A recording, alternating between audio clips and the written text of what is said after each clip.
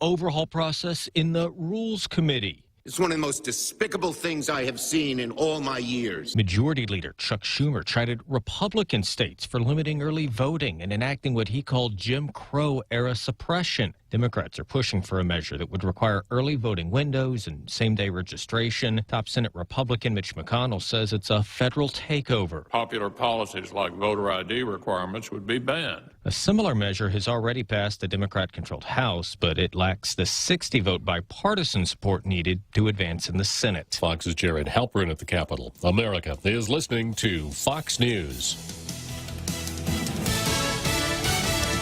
When's the last time you looked at your homeowner's insurance? A homeowner's policy protects much more than just your house. It also protects you against claims from someone being hurt on your property. If a visitor is injured at your place, how much are you covered for? The smart thing to do is get the answer today. That's the Insurance Extra Point. Get out there and make something good happen today by calling Guahan Insurance Services at 475-1162 or visit us at the Camacho Landmark Center in Tamuning. The vaccine is officially here, and we aren't just talking about the COVID vaccine, but a financial vaccine at Bank Pacific. We may not be doctors, but we can help you with your financial health. Whether to take advantage of today's crazy low rates, or just a local bank that has your back. At Bank Pacific, we want to help make 2021 your best year yet. Because for 66 years, where others put branches, we place roots, and we're rooting for you. Equal Housing Lender, member FDIC. Ohio was among the first states with coronavirus restrictions a year ago. State lawmakers there have now voted to limit the governor's authority to issue restrictions to 30-day increments, which could only be extended with the consent of the state legislature. Governor Mike DeWine vetoed that bill, but state lawmakers have overridden his veto. West Virginia has opened up coronavirus vaccinations to anyone over the age of 16 in the state. Governor Jim Justice telling Fox News Primetime. We didn't want those vaccines on the shelves, so we got them in somebody's arm, and really and truly we saved a bunch of lives in West Virginia, and I think we're on a really good path. The U.S. has now surpassed 30 million reported cases of the virus since the start of the outbreak. Hundreds of mourners gathered Wednesday night at a candlelight vigil to remember the 10 people gunned down at a supermarket in Boulder, Colorado on Monday. A 21-year-old man suspected of carrying out that rampage, scheduled to make his first court appearance on Thursday. North Korea has mashed the launch button again, twice on missile tests off its east coast. The missiles fell harmlessly into the Sea of Japan.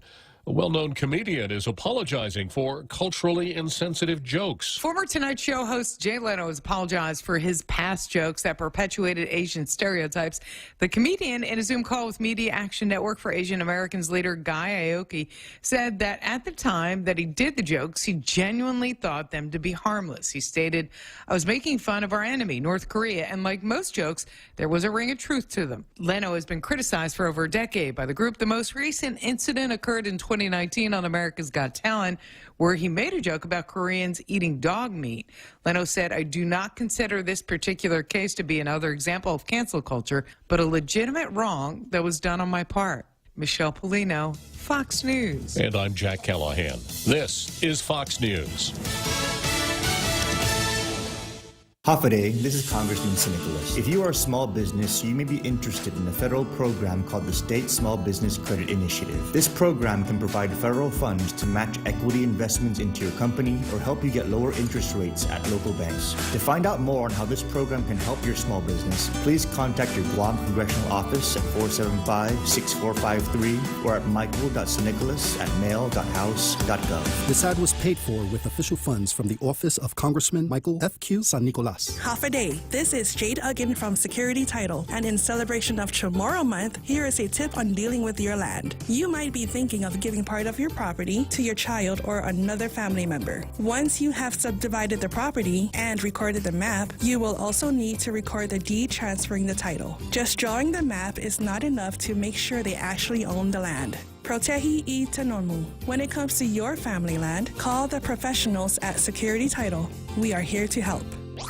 Listen to The Point. Any speaker, anytime. Check us out on your FM radio at 93.3, 104.3 HD3, thepoint.gu, Facebook Live, YouTube Live, and tune in. And announcing radio.com. Download the app and hear The Point. Get the latest news, sports, entertainment, and more. On demand. Your phone is digital. Your life is digital. And we are too. 93.3 The Point. Sunday brunch at Mezcla Chamorro Fusion Bistro is back. Come and enjoy Mezcla's true taste of Guam. Open for 2 seatings at 10:30 a.m. and 12:30 p.m. $28.95 for adults and $14.95 for kids 5 to 11 years old. Call 479-2652 or 2653 for reservations. Tall Tales with Bob Klitzkie is brought to you by Guahan Insurance Services. Welcome to Tall Tales with Bob Klitzkie, the only show on talk radio where common sense is a lot more common. Phone lines are now open at 888-TALK. That's 888-8255. And now, The Point proudly brings you Tall Tales with Senator Bob Klitzkie. A well-regulated militia being necessary to the security of a free state, the right of the people to keep and bear arms, shall not be infringed except by the Ninth Circuit Court of Appeals in San Francisco. They think that that's their job, but stay tuned. I'll give you a chapter and verse on that one on the card. Let's go straight to Jimmy Ikotny.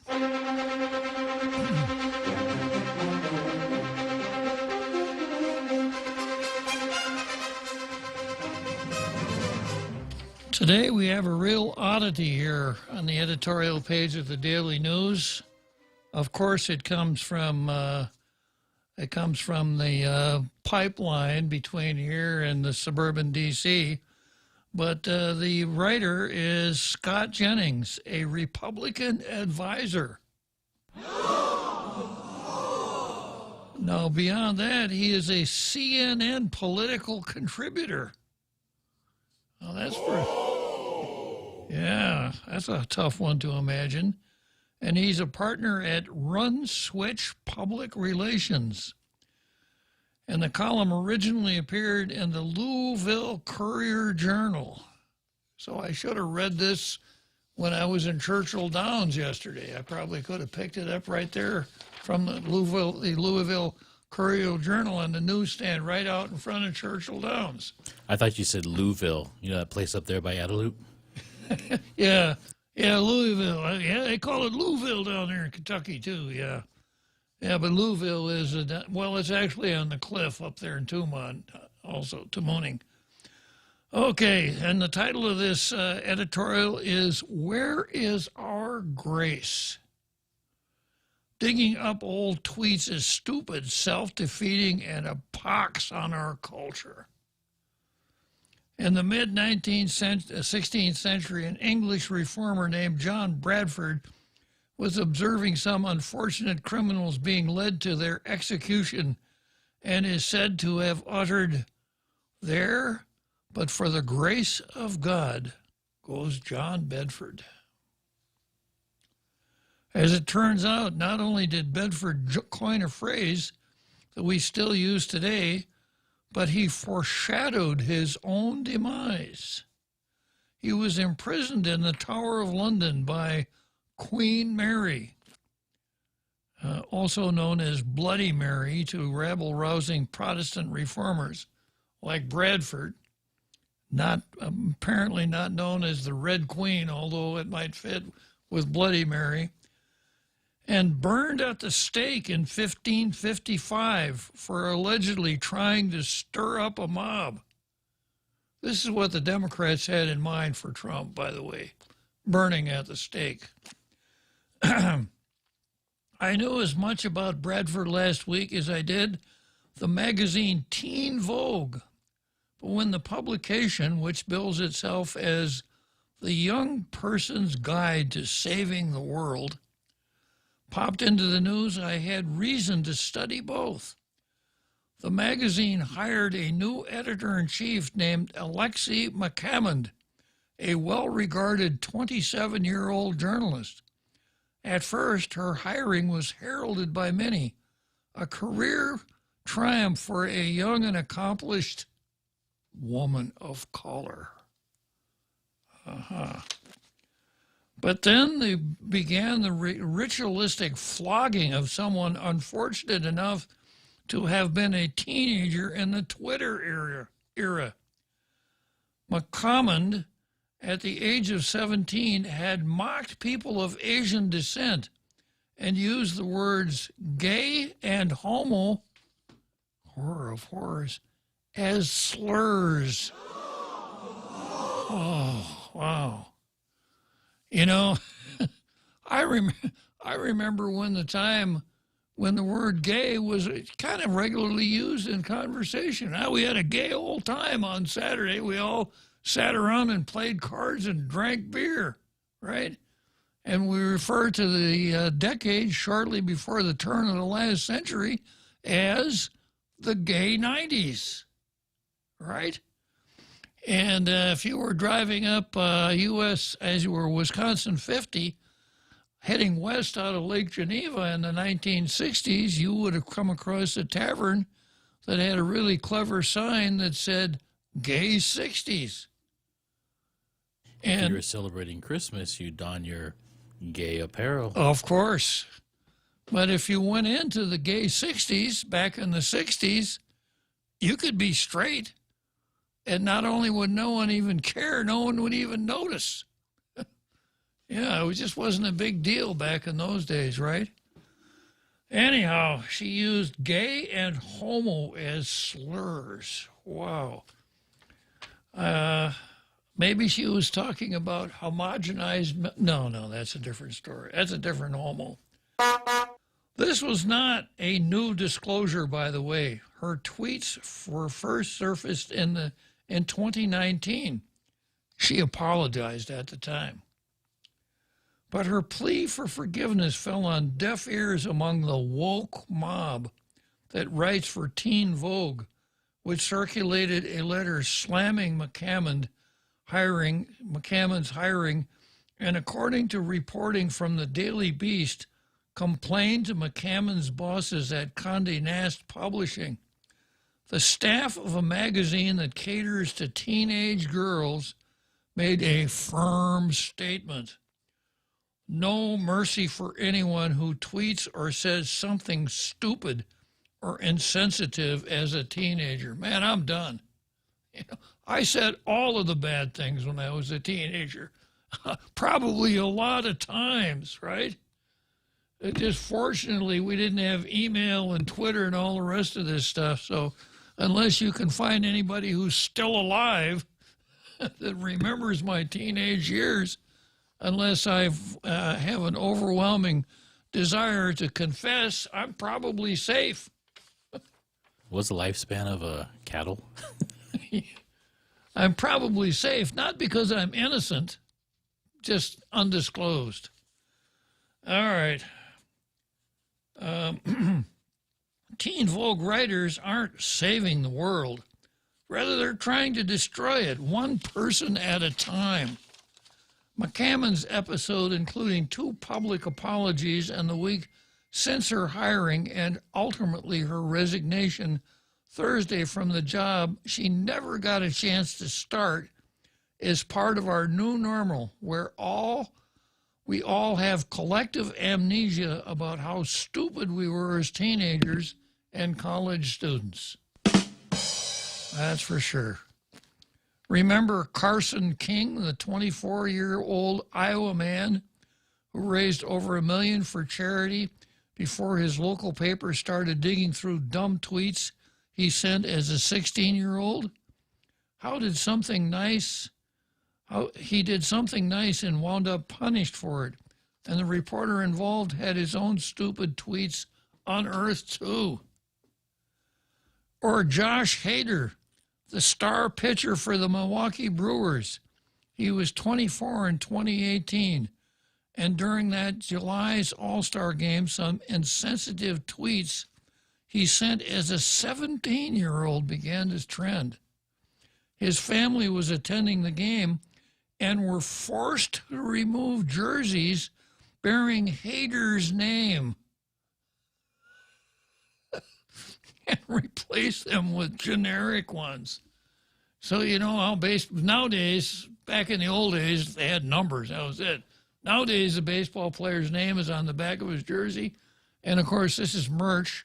So you can understand how his proud parents are wearing those jerseys. And apparently the officer came along and said, "You can't wear that in here. You know, no hate allowed in this statement, in this stadium."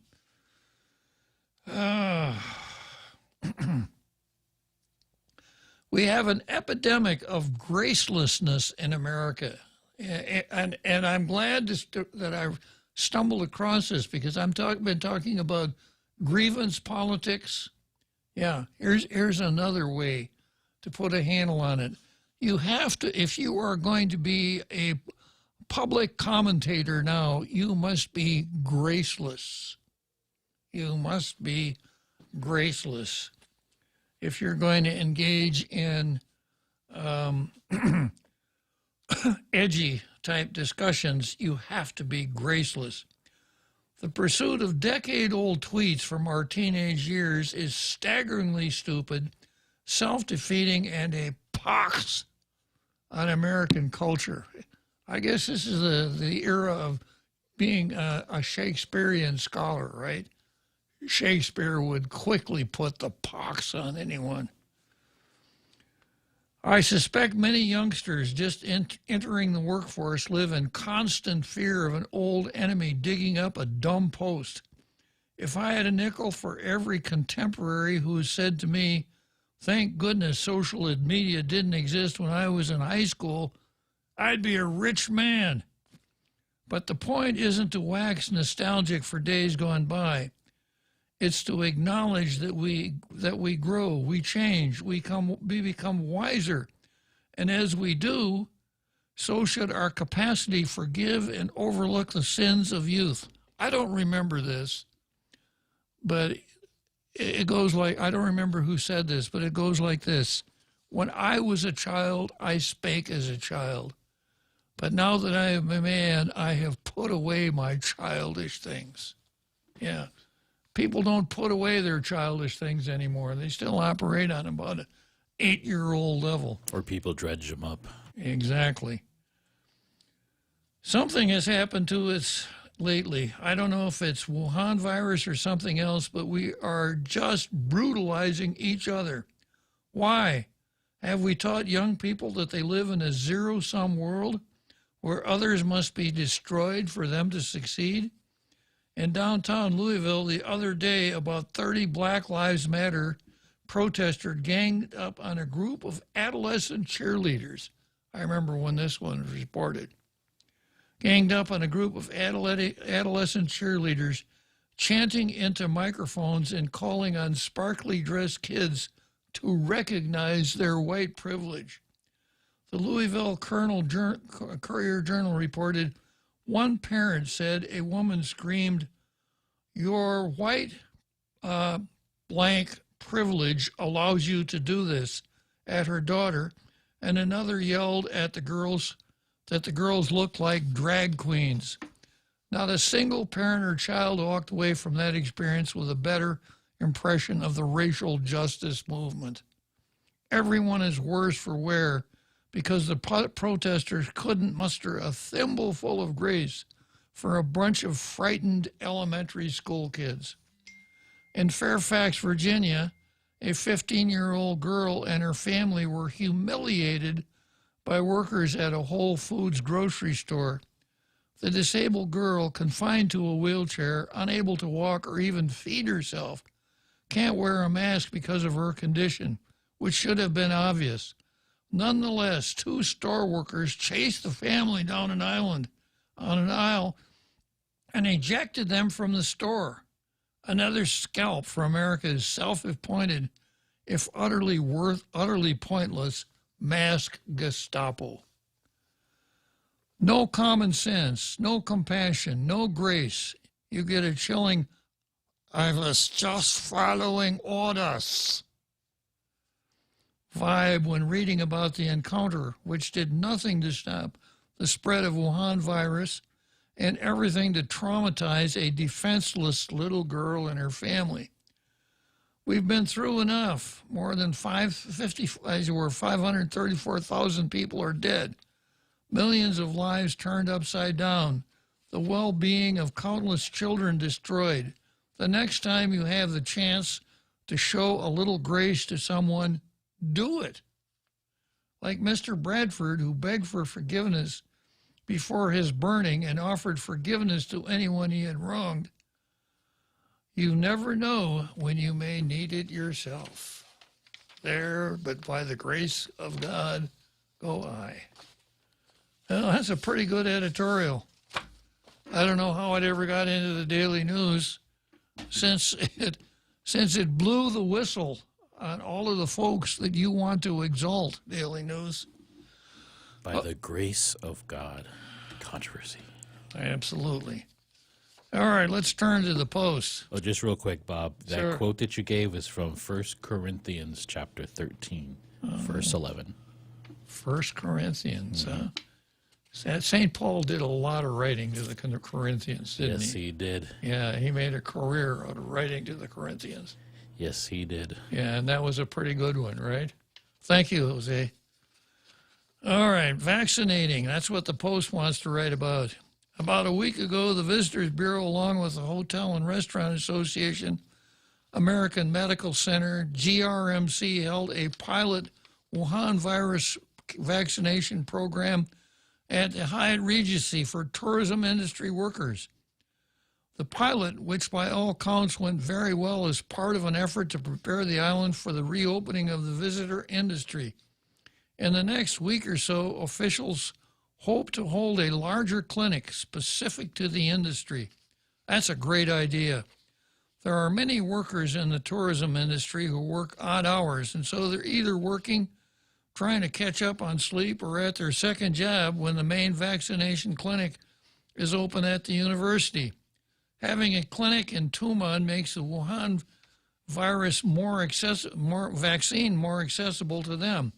And for those who may have been on the fence about getting immunized, easier access may just be the incentive needed to get them in a chair.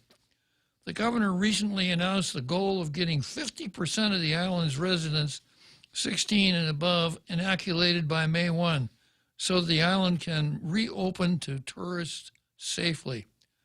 Guam Territorial Surgeon Dr. Mike Cruz on Wednesday pointed out that the effort to secure workers in the tourist industry are vaccinated against Wuhan virus also sends a positive signal to our source markets.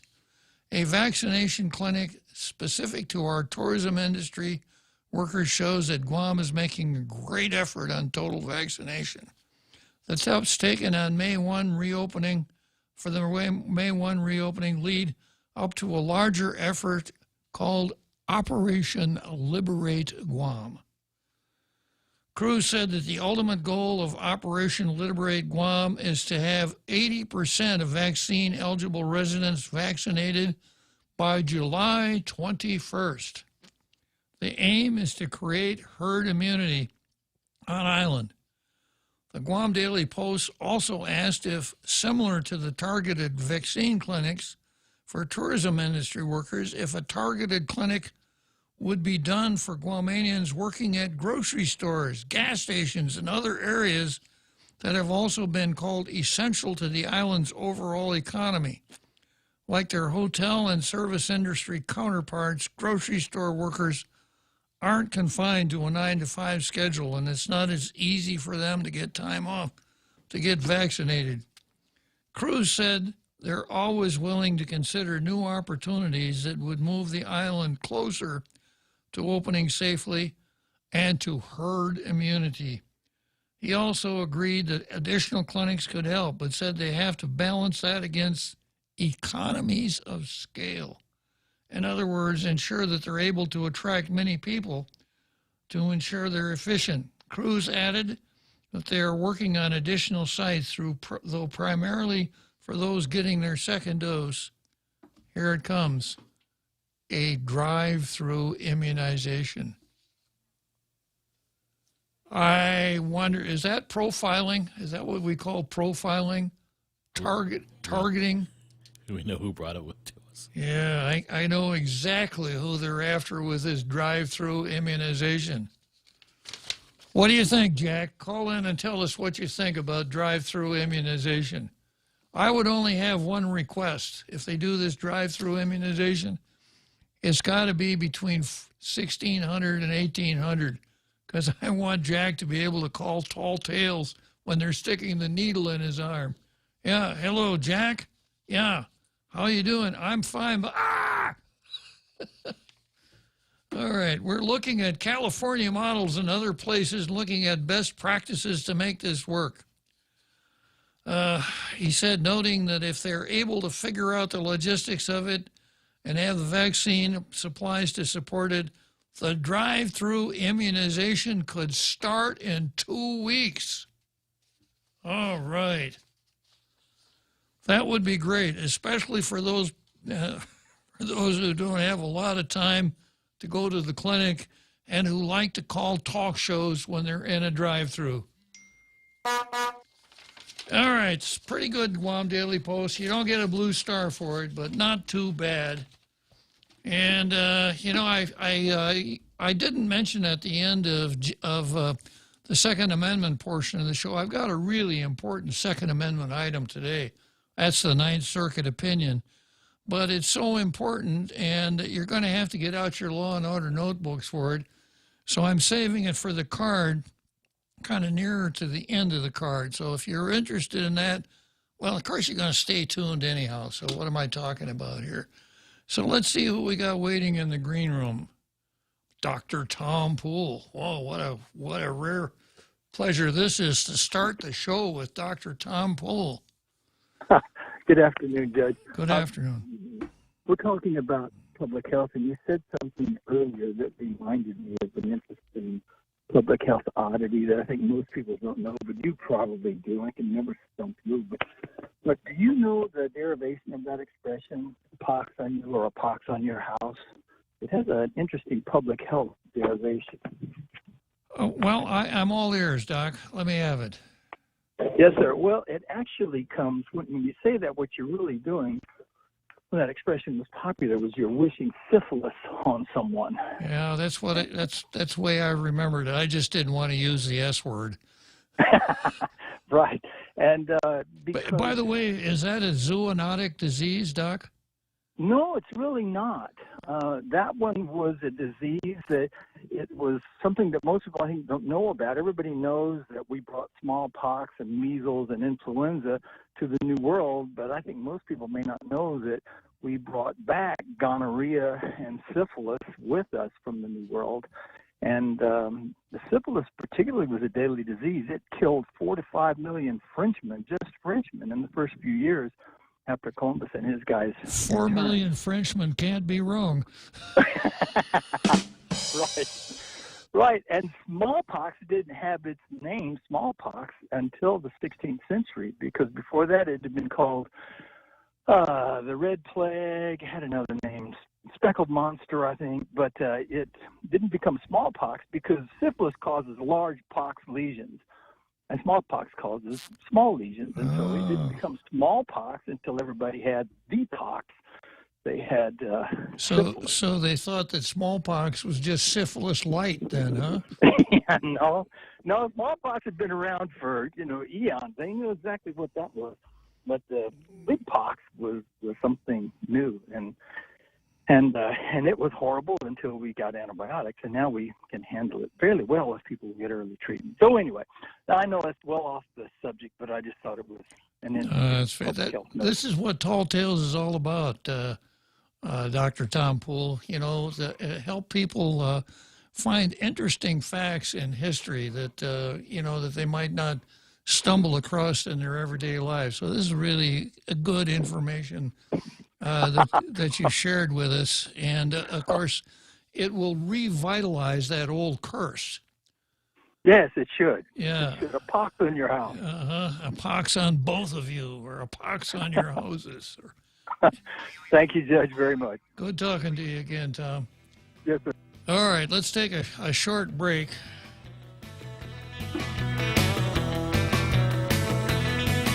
The Extra Point with Jerry Roberts of Guam Training. Hi, I'm Jerry Roberts, and every day on The Ray Gibson Show, I get to comment on the incredibly diverse, fun, challenging, sometimes frustrating, often exciting, but always interesting world of work. I hope you'll be there with us. You can find daily transcripts of The Extra Point at guamtraining.com. Tune in every weekday morning at 7:20 for The Extra Point with Jerry Roberts. Brought to you by Guahan Insurance Services and First Hawaiian Bank on 93.3 The Point. Listen to The Point. Any speaker, anytime. Check us out on your FM radio at 93.3, 104.3 HD3, thepoint.gu, Facebook Live, YouTube Live, and tune in. And announcing radio.com. Download the app and hear The Point. Get the latest news, sports, entertainment, and more. On demand. Your phone is digital. Your life is digital. And we are too. 93.3 The Point. Now, more Tall Tales with Bob Klitzkie. Spitting truth like watermelon seeds at a summer picnic. Call now, 888-TALK, 888-8255. Okay, so here we are back on Tall Tales again, and Dr. Tom Poole once again enlightened us about the about the plagues of colonialism. He was itching to get on air. Yeah, imagine the Europeans bringing syphilis to North. Oh no, wait a minute. It was the other way around. The Europeans brought syphilis back from North America. A reverse colonialism, so to speak. Okay, I got an interesting post here from one of our regulars, Ismael Velez, who is, let's see, ECO, which is woke spelled backwards. EKOW, ECO, right? And he said, I'd like to apologize to my pigment deficient friends for my brown privilege. I understand it isn't fair that I have the innate ability to roll my R's, and ageless olive skin. I also apologize for being the great grandson of Taina Indian slaves. The Taina, or noble people, were the indigenous people of the Caribbean islands, which were almost completely eradicated by the Spaniards. Maybe Ponce de Leon was correct. Our age's olive skin is due to the fountain of youth. Nevertheless, I apologize for my brown privilege.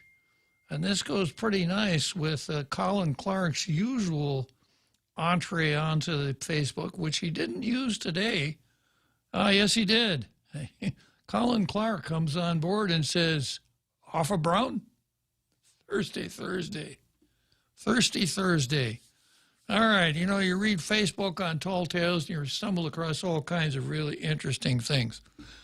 Okay, let's go next to the card. And I mentioned yesterday, in light of the tutorial in drug testing I provided for Steve, and his adept handling of the whole Jerry Kitchen incident, sometimes referred to as Jeep Throat. The outstanding protection that he's given his own motorcycle, I would make Steve a regular item on the card, just like Zemi Ekotny. So this is what I can report on Steve's activities today. This is what Steve did to distinguish himself today. Are you ready for this? Okay, next item on the card.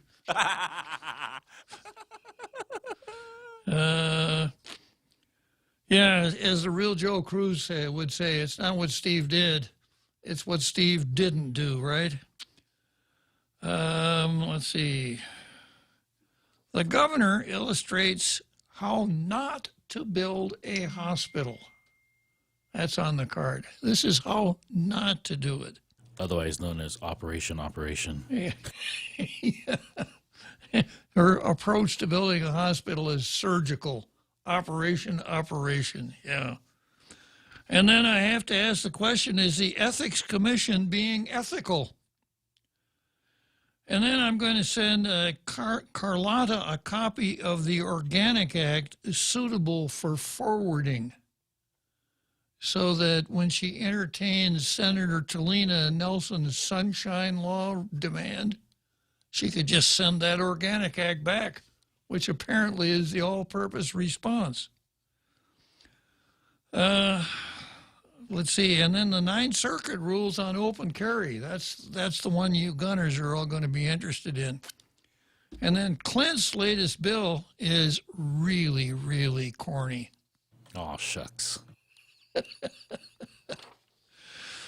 And then we have the Silverman takes on the WAPO.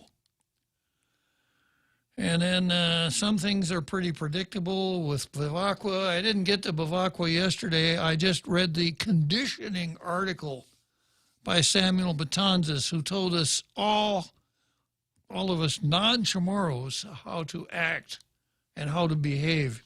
So I may get to Bavacqua today now that we've been properly educated so that we could interpret his very erudite writings. Okay, so putting Steve aside for the moment. Oh, and I got another one here that I didn't put in the summary, and that's Docomo. Docomo versus the stick shift. Yeah. Okay, so just about everybody out there in our international radio listening audience knows how to drive a car, right? Now, I've been driving a car for, let's see, got to do some quick math here. 67 years. I was even doing it before I was supposed to, before I had a driver's license. So 67 years. And, of course, when I learned how to drive, you had what was called 3 on the tree, a gear shift. And a little later on, you know, if you're really a hot rodder, you'd look for a car that had 4 on the floor. And cars started out with a gear shift on the floor. But then as techniques improved, we thought it was handier and better to have it on the steering column. Now we're back to where we started from.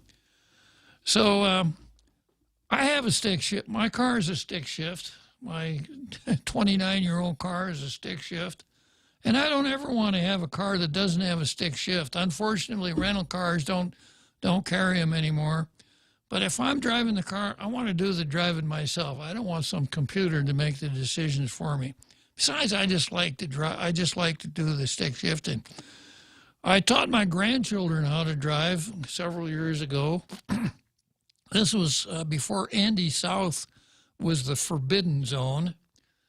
And there was one place out there in a power line easement that had a hill. So we'd go out there and I'd park on the hill, and they'd learn how to take off up a hill with a stick shift. Not an easy thing to do. Some people probably never mastered it. But I always told them, you want to get a driver's license, you better learn how to do a stick shift. Because if you can't drive stick shift, I don't want to hear this, I can drive a car. So I just laid that out to admit my bias here. And I'm afraid, of course, nowadays stick shifts are popular among people who don't want to have their cars stolen. Because I've read more than one account where carjackers take a car away from somebody and then they can't drive away because they don't know how to. They don't know how to use a stick shift. So I would want to keep driving a stick shift forever. But Docomo ran something on the web today. Passenger vehicle driven over 5G controller was 2,500 kilometers away.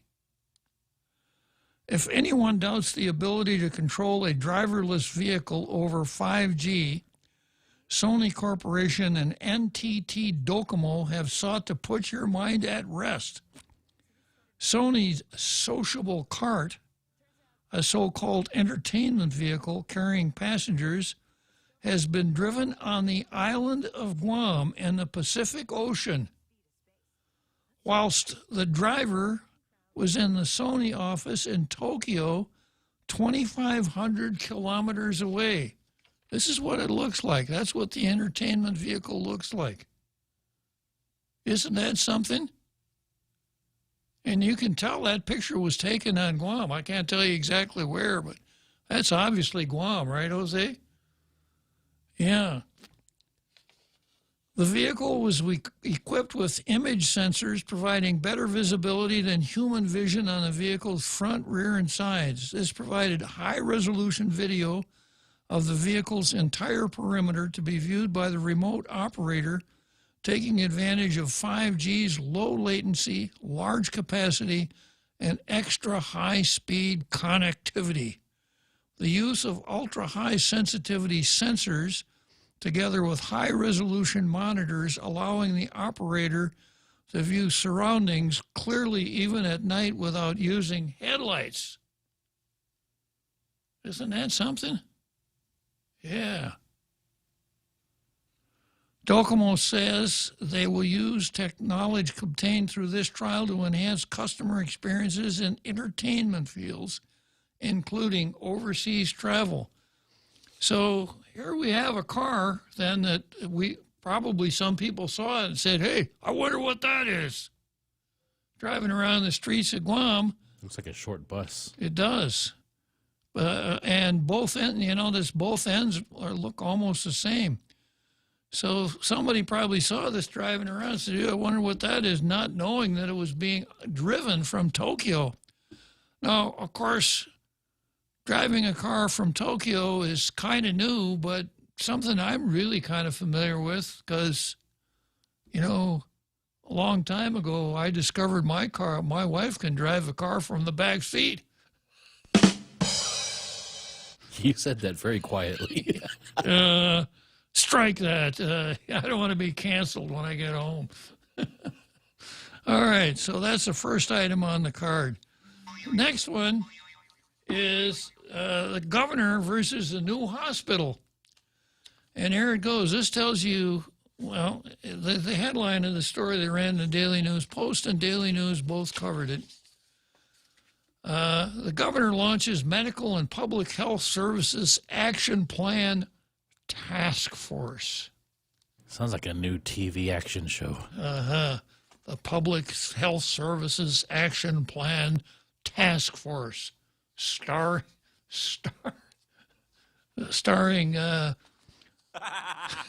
Bryan Cranston.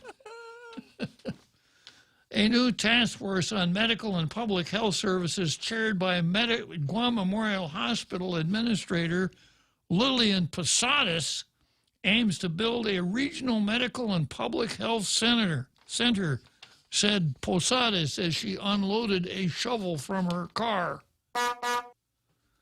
Quote, the Wuhan virus pandemic has shown us just how fragile our healthcare system is, and we must begin the work of creating accessible health care for all, said Governor Leon Guerrero. Yeah, we didn't know that until the Wuhan virus came. A news release from Adelup stated ground is expected to be broken on a new Guam Memorial Hospital building by 2022, next year. Yeah, they probably... Election year. Yeah, they're probably telling the truth. And let me just imagine. I can imagine they're talking about building it over on Route 15, not far from the CCU headquarters. So I can just see this, a tent, snacks, of course, the media, a half a dozen dignitaries with shovels, a pile of dirt for them to turn over, a really good photo op, some great quotes from the governor, but more important, great quotes from people lauding the governor. Oh, thank God for Governor Lou. She's going to build a hospital. She's a nurse, you know. She understands the people, etc. So we go through that, and, you know, it makes the print media the next morning. It makes the electronic media that night. It makes Tall Tales the next afternoon, of course. And You drive by there a couple days later, the tent is gone. There's a little pile of dirt left over, right? And that's it.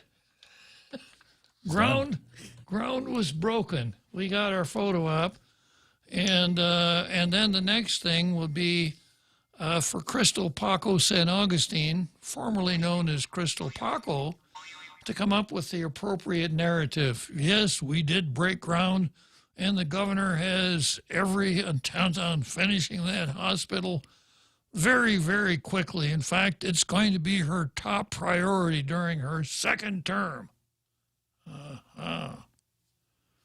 Just saying. All right, let's. And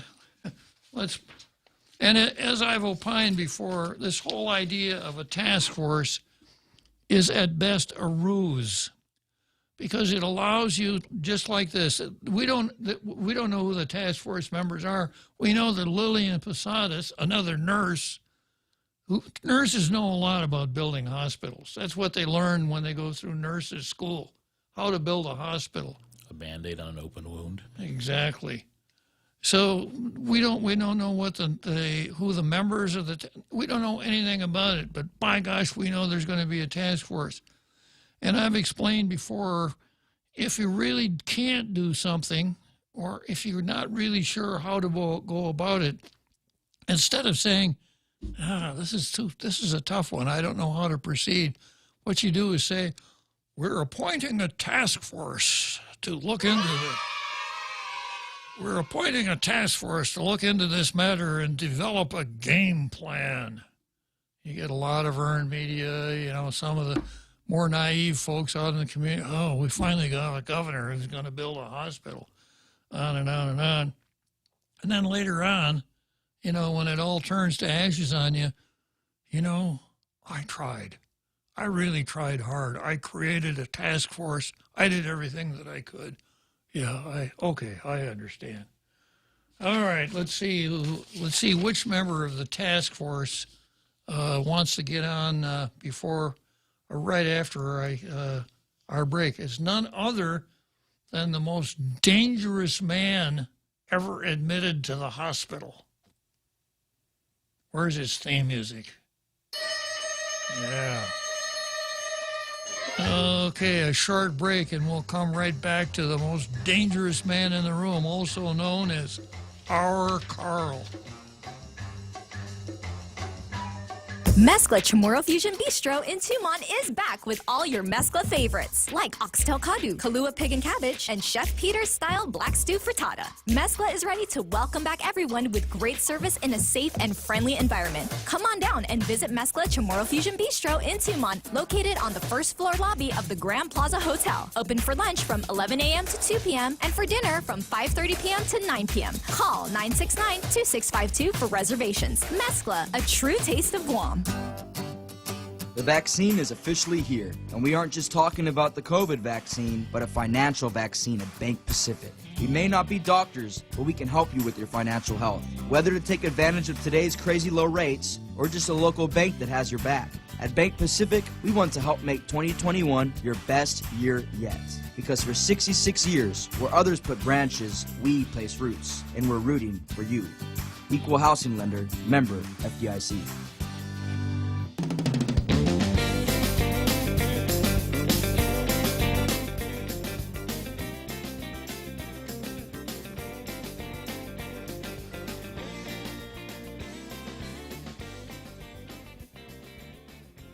If excitement and danger have a name, it must be our Carl.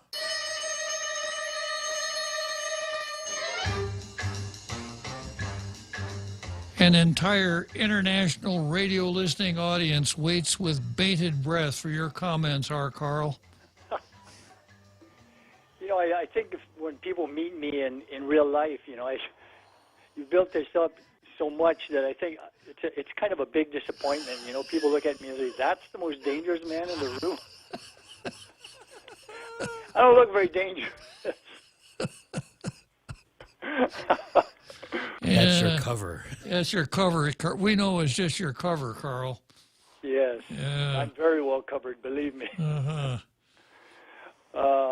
Yeah, I just wanted to call up regarding the hospital because it's a subject close to my heart. I think it should be, and I think you'd agree, among the top 3 priorities of any administration and legislature. Well, you know, the older I get, the more important the hospital seems to be. Yeah, I feel the same way. That's why I keep pressing them. Prioritize this. I'm getting older. I'm going to need this thing. But yeah, my concern is that, or one of my concerns, is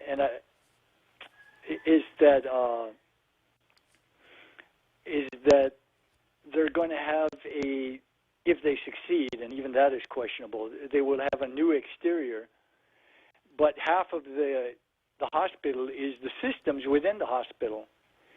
And if they just replace it with the same old, I hate to say it, but party system, you know.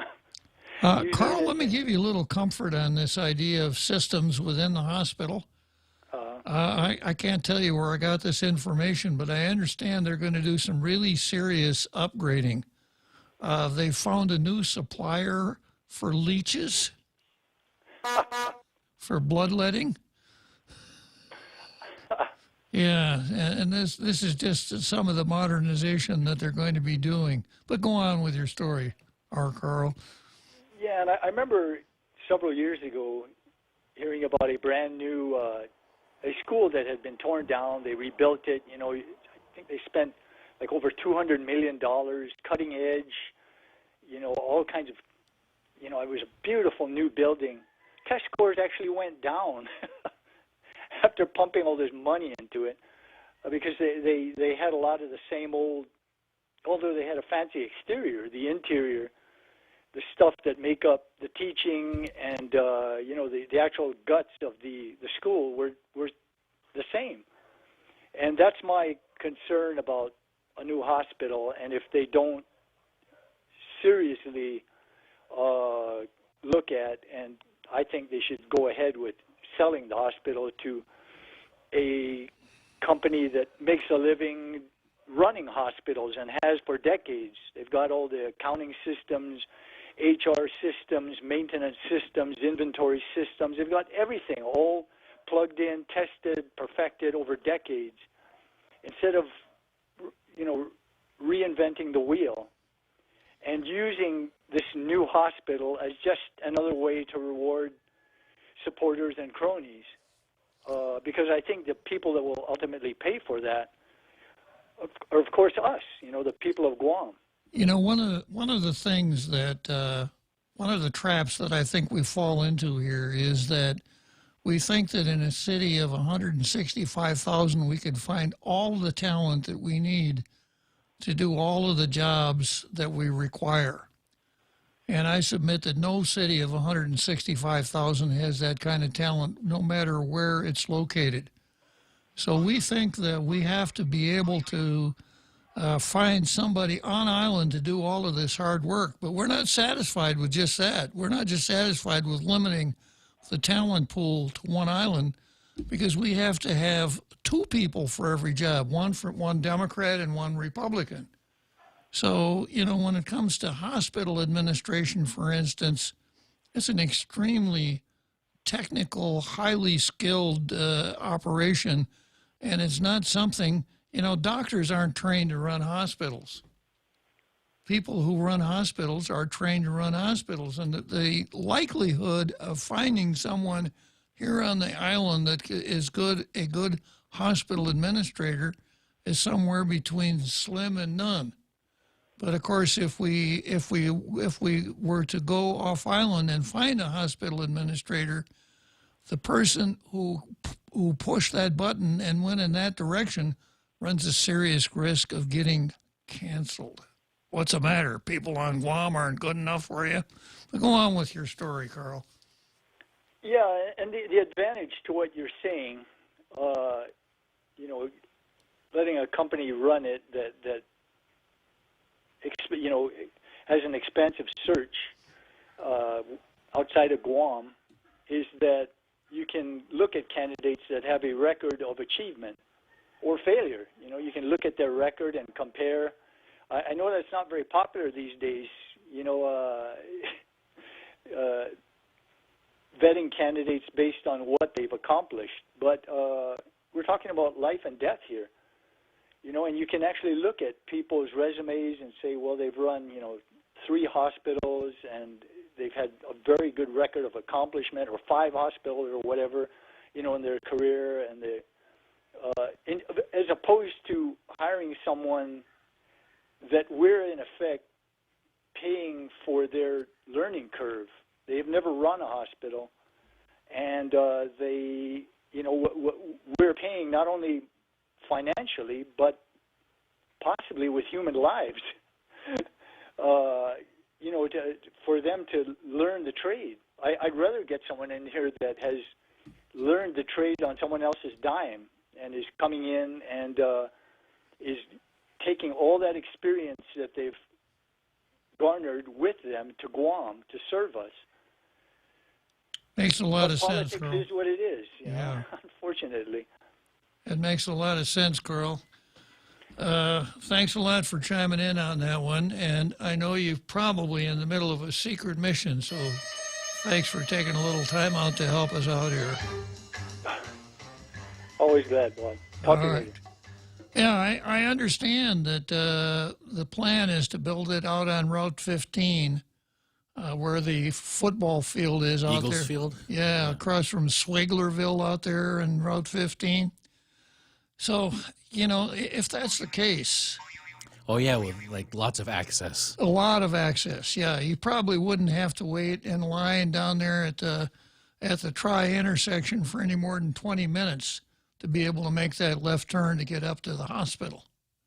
Yeah, but if people want to go back, build it, and they will come.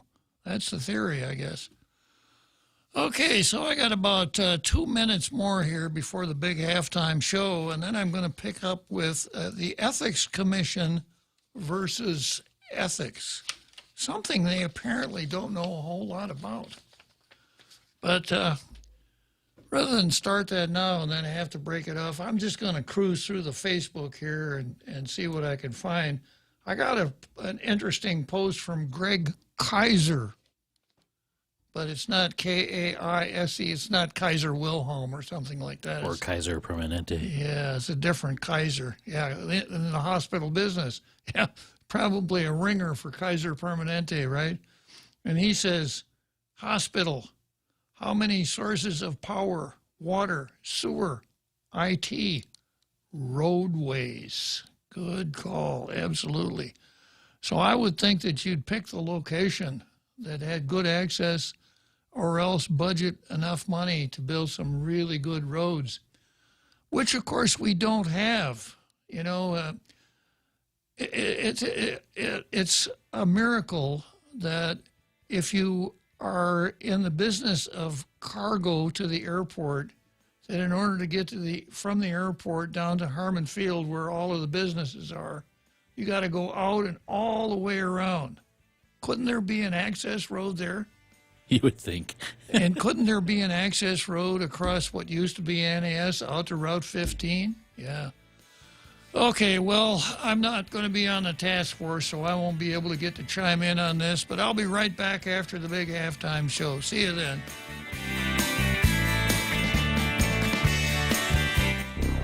The Point is KUSG, Hagåtña, Guam, 93.3 FM and 104.3 HD3. Lawmakers heading for the border. I'm Jack Callahan, Fox News. Texas Senator Ted Cruz says he'll lead a delegation of 21 Senate Republicans to tour migrant detention facilities. That the reports are packed so closely that the kids are having to sleep on their sides in the midst of a pandemic.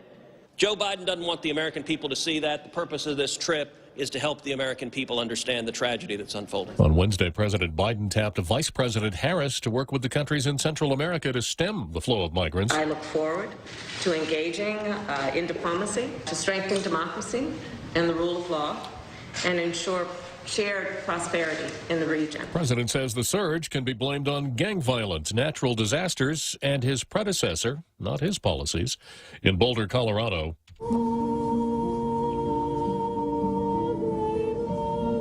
Hundreds of people gathered at the city's courthouse last night for a candlelight vigil to remember the 10 people who were shot to death Monday in a Boulder supermarket.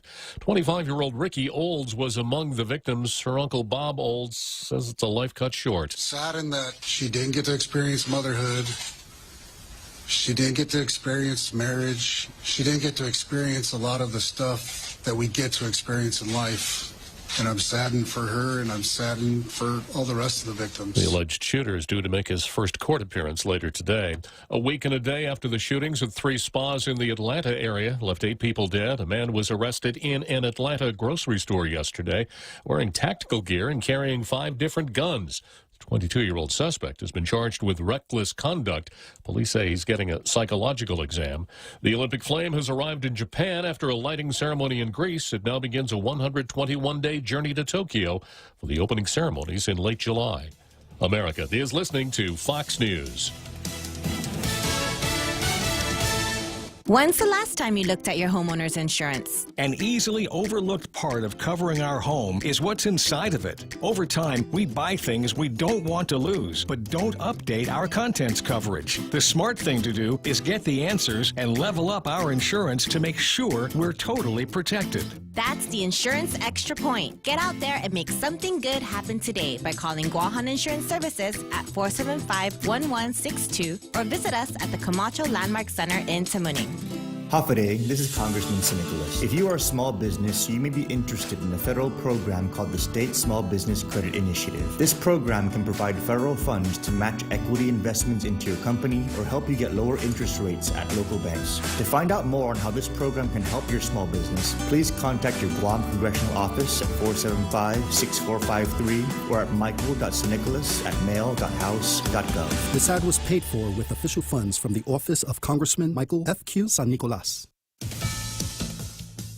The Albany Times-Union reports New York's Governor Andrew Cuomo and the state's health commissioner directed health officials to prioritize the governor's family members and friends for coronavirus testing early in the pandemic, and those samples were labeled as critical and processed ahead of others. Spokesman for Governor Cuomo denies anyone received preferential treatment. AstraZeneca insisting that its COVID-19 vaccine is strongly effective, even after counting additional illnesses in its disputed U.S. study. The company said it has recalculated the data from that study and concluded the vaccine is 76% effective in preventing symptomatic COVID-19 instead of the 79% it had claimed earlier in the week. Headed to the Supreme Court, a Second Amendment case as a federal appeals court upholds a Hawaii gun law that restricts the carrying of weapons. The ruling goes against a man who has tried unsuccessfully several times to obtain a license to carry a loaded gun in public. George Young says he wants to carry weapons for self-defense. In 2012, his lawsuit was dismissed because the court ruled the Second Amendment only applied to guns in homes. This time around, the panel of 11 judges from the Ninth Circuit Court of Appeals said the Second Amendment doesn't guarantee unfettered right to carry a weapon. They also noted Hawaii's ban is de facto, meaning in some cases people can carry guns, but with a good cause. Young's lawyer says he'll now ask the Supreme Court to review the case. Rob Dawson, Fox News. The National Weather Service warning there is a high risk of severe thunderstorms today across portions of central, eastern, and northern Mississippi, into northwestern Alabama, and even southern Tennessee. A tornado outbreak with potentially strong, long-track tornadoes, also a possibility. Wall Street Wednesday, the Dow closed down 3 points. NASDAQ lost 265. The S&P 500 closed 21 points lower. I'm Jack Callahan. This is Fox News.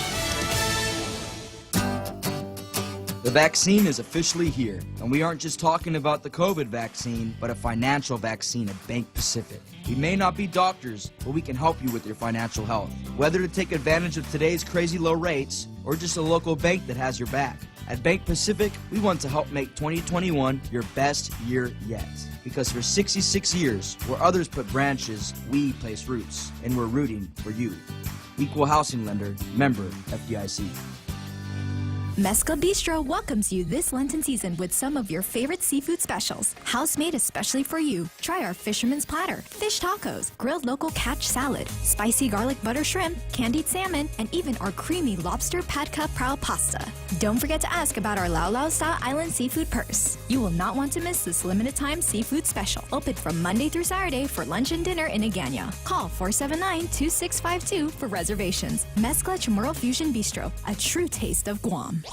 Listen to The Point. Any speaker, anytime. Check us out on your FM radio at 93.3, 104.3 HD3, thepoint.gu, Facebook Live, YouTube Live, and tune in. And announcing radio.com. Download the app and hear The Point. Get the latest news, sports, entertainment, and more. On demand. Your phone is digital. Your life is digital. And we are too. 93.3, The Point.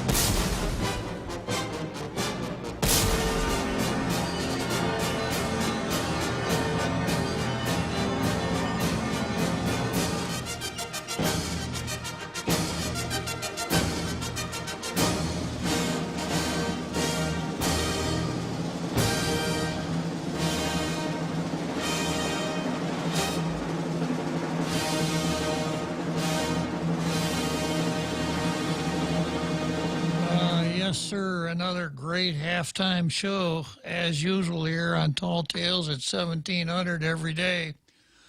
And we're just talking. I was just talking about the hospital. I got an assist from the most dangerous man who's ever been to a hospital, our Carl. And now we're going to get a suggestion from none other than another Tim. Good afternoon, another Tim. Oh, good afternoon there, Bob. Loving your show. It's going great. Thank you. Are you with me, Bob? I'm here right now. I'm just drinking it all in. You know, flattery will get you everywhere with me, another Tim.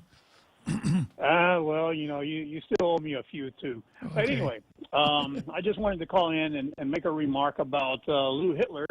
And just wanted to remind the people of Guam that Hitler had really great ideals, and he just didn't do it the right way. His concept of taking people, educating them, making them create new and exciting technology, but then killing off all the people that could do that, just, you know, good idea, wrong way to do it. And then we have Guam's version of the Lou Hitler with this hospital concept. I think she's got the right ideal, but she's just doing it wrong. Now, I've been looking at this situation, and I was thinking, you know, we just recently built a new hospital, and we put it up in Dededo, and we call it the Guam Regional Medical Center. We have the old hospital that's sitting about 300 yards away from Hospital Point, where the old Guam Memorial Hospital was at. The old hospital, yeah. Exactly. So I started looking at this, and I was like, well, if I, being a lesser intelligent person than the Tall Tales clientele, if I were to look at this and I were to think if I was going to put another hospital on Guam, where would I put it that would not only be beneficial to the people of Guam, what would have the most utility to the region that Guam sits in, which is the Micronesian Islands? And it just happened to occur to me that we're spending a hell of a lot of money up at the University of Guam to build this cultural suppository. And I was thinking, what is the MARC, the Micronesian Area Research Center? What was the purpose of that building? Why don't we take that land that they're building the suppository for, and why don't we build a smaller hospital that can be utilized by University of Guam to train medical professionals, and then in the course of opening that smaller new hospital, shut down the current Guam Memorial Hospital, and, well, in my opinion, we should demolish it and rebuild a new one that would be more suitable and more functional. But we could actually, in retrospect, we could remodel the Guam Memorial Hospital. We could build it taller. Maybe we could modernize it or whatever. But in the meantime that we're refurbishing or we're rebuilding the Guam Memorial Hospital, we have the University of Guam University Hospital that can serve the needs of the people of Guam, and it's not too far away from Lou's ideal location.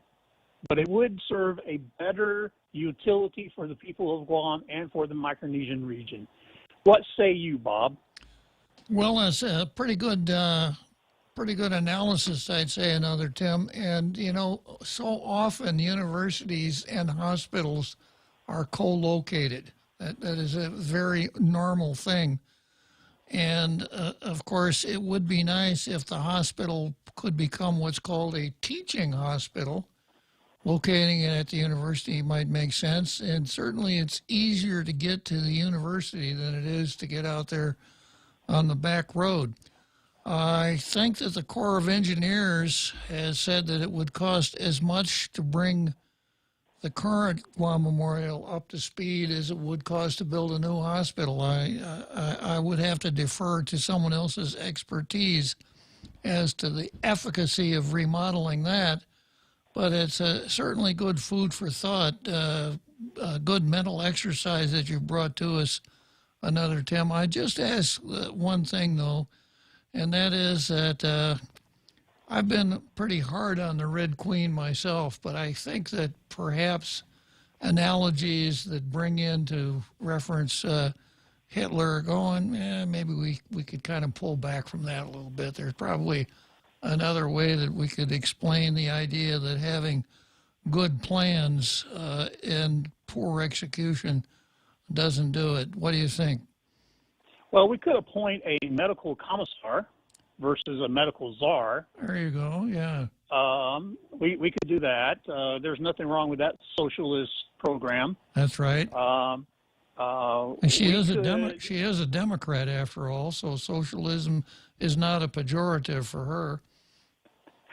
But there is a disease that infects Guam, and I've noticed this disease infecting Guam for far longer than I've been here, and it's called lack of foresight. And it seems like everything that we do on Guam, we never think about what we should do versus what we can do. And what I mean by that is if we're going to build a hospital or if we're actually going to do anything, let's look maybe 50 years down the road. Let's take the blinders off and look around us and see how we can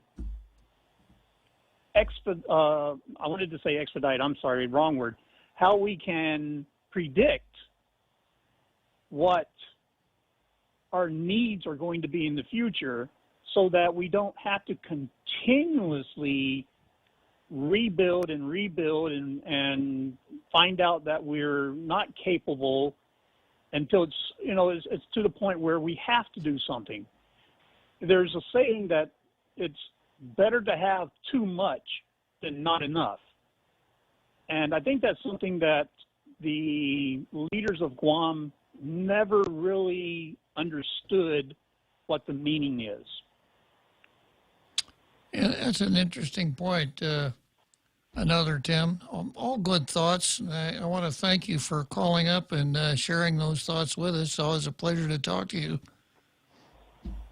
Thank you, Bob. You have a great weekend. I don't expect to be talking to you tomorrow, but I will be listening. Good call. See you later, another Tim. So, yeah, we build a hospital. It seems like we build a hospital based on what we need today. And that's where the expertise comes in. Folks that are, that have run hospitals before, that have had the formal training to run hospitals, are able to do the kind of thinking that another Tim suggests. Average folks are not able to do that. Then I have a special request from one of our Facebookers here, Rico Blancafor. Says, Bob,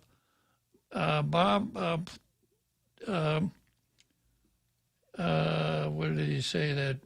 I'm sorry, it's not. It's Gene Nettie says, please talk about bad idea to have a government-run hospital.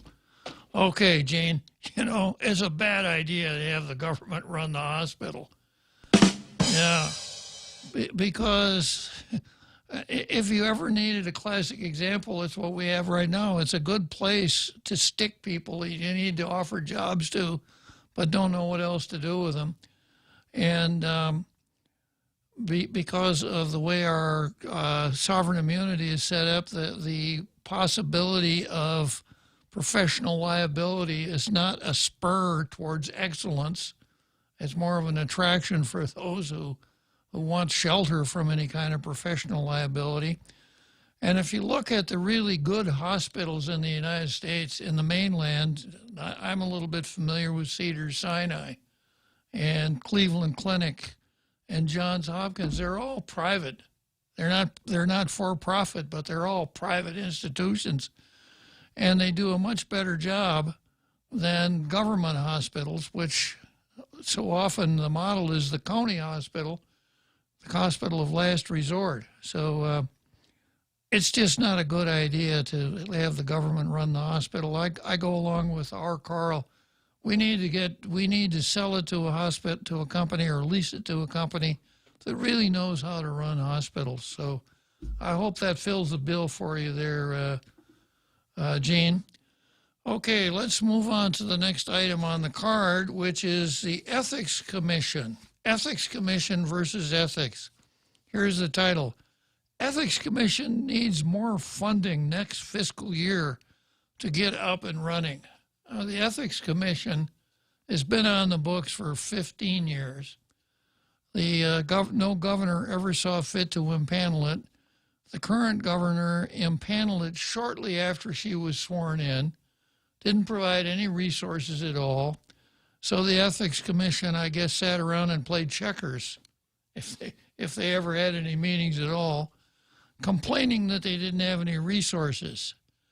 So the first thing they did was to distinguish themselves was to get some earned media, which is usually not a bad way to start, except they look like fools in the earned media they were able to get because they decided that the first thing they needed to have was an executive director.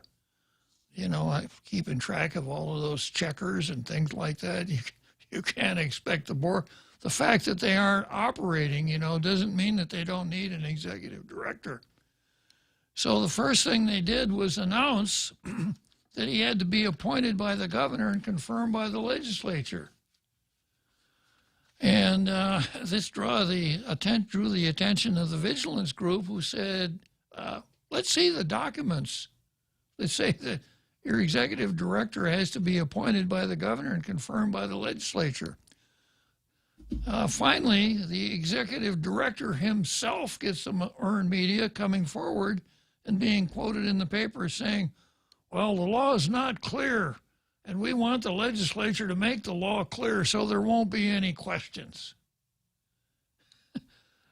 We don't need to pay people $50 a meeting to do this kind of stuff. We don't even need a commission to do this. You could find one guy that could be this dumb and this uninformed and get that earned media. So far, that's the only thing the Ethics Commission has done to distinguish itself. Now, here's where they are right now. The Guam Ethics Commission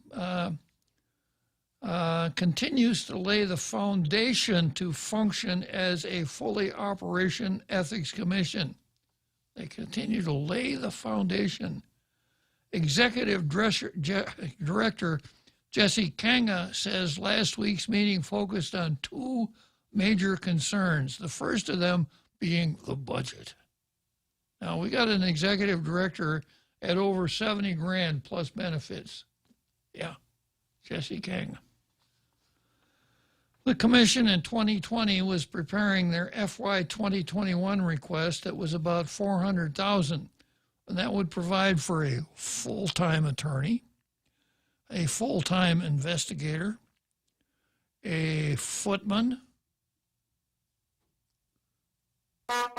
a manservant, a maidservant, a chauffeur, a chief cook, a bottle washer. No, just all they need is a full-time attorney and a full-time investigator.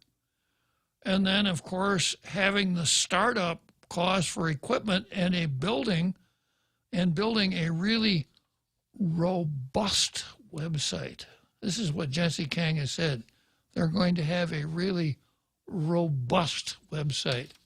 Now, when I think of that, I think one of these websites that are all tricked out with all kinds of bells and whistles and starbursts and dramatic effects, etc. No matter what you click on, it's kind of like a little show. Is that what a robust website is, Jose? Yeah. Yeah. I think. Yeah. They got to have a robust website. One that doesn't have a lot of 404 error pages. Exactly, yeah. So, quote, after the discussions in the budget year and recognizing that the government wasn't in a good financial position, we ended up with less than half of what we were asking, meaning that we couldn't do anything. Kanga says they'll be asking for their original budget request in the upcoming fiscal year and efforts to get the commission up and running. Now that the commission is impaneled and they have a director, the goal is to go back to the legislature and articulate what that $400,000 would mean as far as service to the community. Kanga said, so they had to pay 75 grand for an executive director in order for them to get enough money to operate. Not that the executive director could operate by himself. It doesn't take a lot for us to go and look around.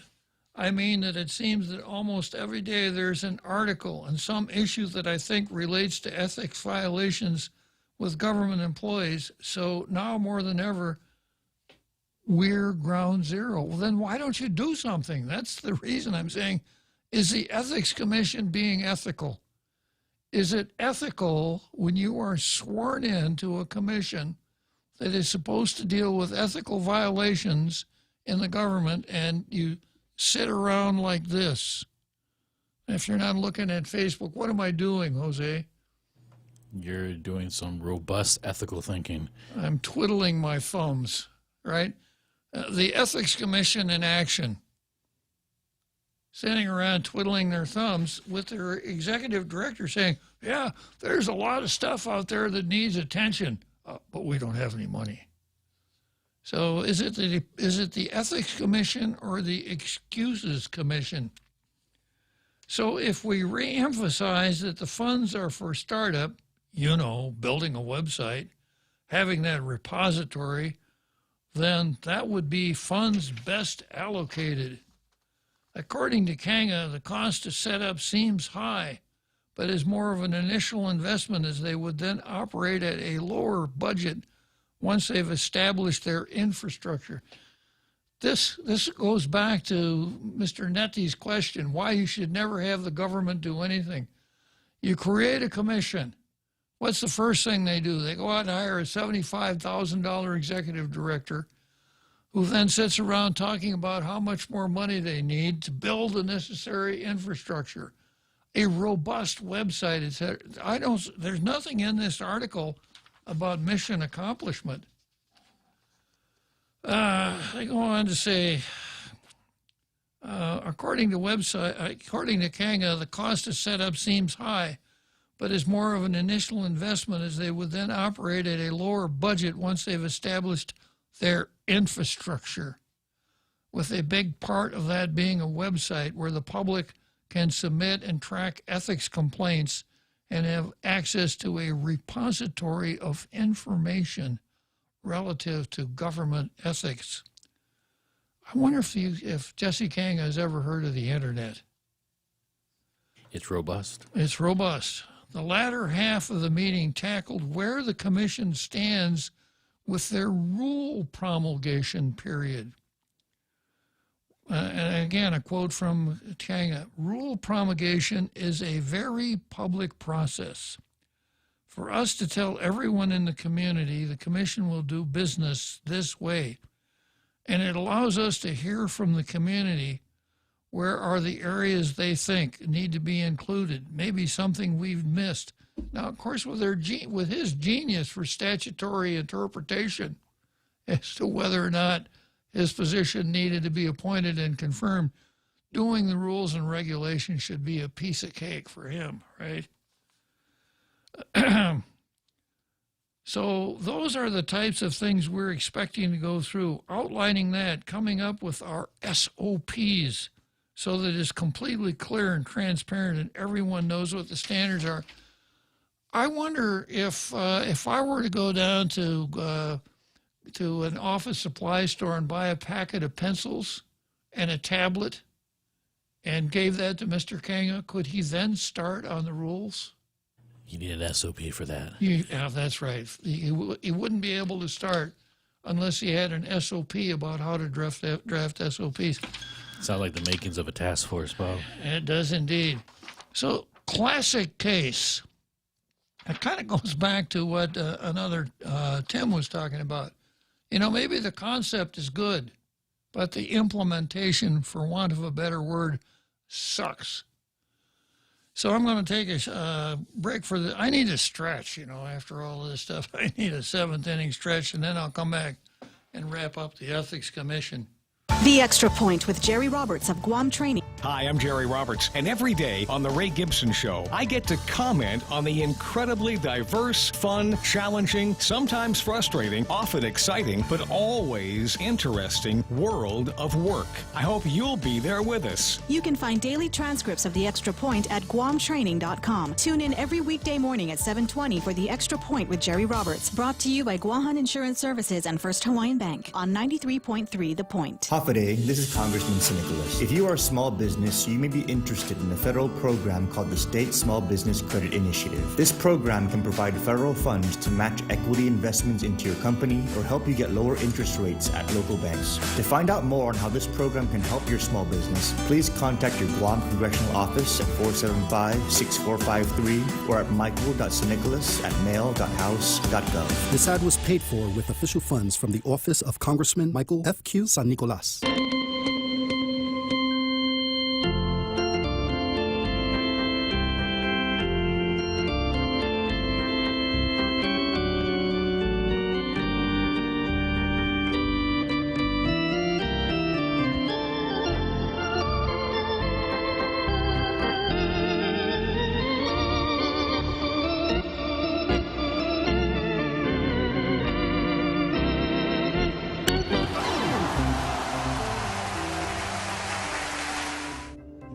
So here we go again.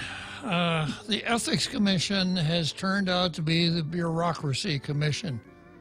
And not a surprise, it's the way governments do business. Well, the first thing we have to have is our infrastructure. We've got to have a building, and we've got to have a robust website, and we've got to have an executive director and a full-time attorney and a full-time investigator. Until we have that, we can't do anything.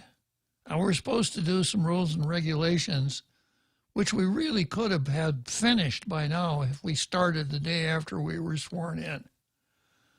And when they were sworn in, once again, I kind of pulled a great Karnak and predicted this, because I said this commission will go nowhere unless one of those commissioners has what I call juice. Juice is defined as the ability to take a hold of something and get something done. In this case, juice would have been a member or all of the members of that commission going to the governor and saying, Governor, you've sworn us in. Now, you've got to find us a place to operate from. You've got to detail some staff. You've got to give us a budget. Get your IT man to set up a website for us. Instead of, otherwise, Governor, we're just going to sit around and twiddle our thumbs forever, which is exactly what they wound up doing, because no one had the juice to do that. It was much easier to say, well, we aren't ready to go yet. We're waiting for this, that, and the other thing. And then they went out and hired an executive director who turns out to be the officer in charge of apologies. You know, we can't do anything until we've got our infrastructure in place. So here we are, well over a year, I think it's probably 15 months now since they were, no, wait a minute. We're talking in 2019. So we're going on over 2 years, and this Ethics Commission has done nothing. That's why I pose the question, is it unethical for an Ethics Commission, having recognized publicly in print that there are lots of ethical problems out there, to not get their stuff in gear and move forward instead of sitting around talking about building their empire? I think it is. I'd like to know what you think. Okay, so finishing that item on the card, and I notice I've got another inhabitant in the green room. It's Jai on the rent pay moratorium. Was that on the card? I don't think so. It's not on the card, Jai, so I'll give you a couple of minutes here to talk about it. What would you like to know? Okay, I apologize. I wasn't listening. I normally tune into you, but good evening, Senator. I got a question. Back in November of 2020, I was given a notice to move. So during that time frame, of course, they gave us the standard 30 days to exit the premises. But I thought as long as the government wasn't on the emergency or moratorium, that none of the landlords could do that, or the apartment managers could do that.